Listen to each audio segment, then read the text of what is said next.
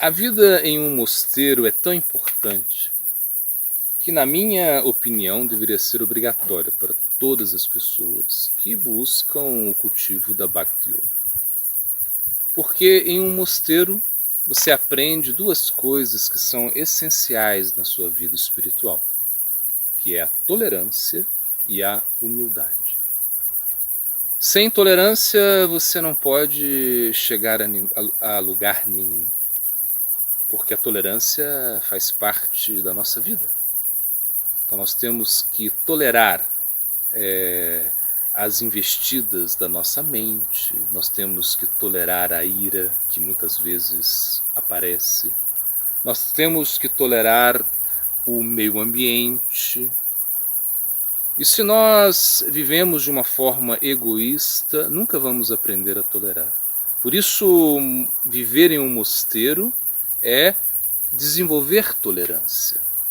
E com certeza que nem todas as pessoas podem ou poderiam viver no mosteiro o resto de suas vidas.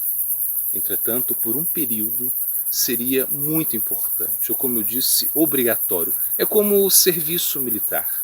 O serviço militar você faz por um período de 1 ano. Entretanto, nem todas as pessoas vão morar no quartel por toda a sua vida. Mas nesse período você aprende muitas coisas. Então morar no mosteiro significa treinamento diário, onde você aprende a ter uma disciplina. Porque como você vai ter uma disciplina se você vive sozinho, se você realmente faz o que quer, se você come o que quer? Então isso não é possível.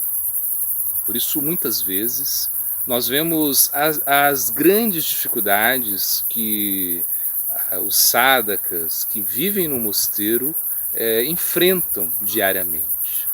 Entretanto, quando eles mesmos conseguem superar essas dificuldades, nós vemos um crescimento, um aprimoramento. Então, vida em mosteiro significa aprimoramento diário. Ou seja, um local onde 100% da sua energia está voltada para a satisfação de Deus. Isso é viver no mosteiro. Viver no mosteiro significa que nós vamos aprender a fazer o sacrifício e vamos aprender também a conviver com outras pessoas, né?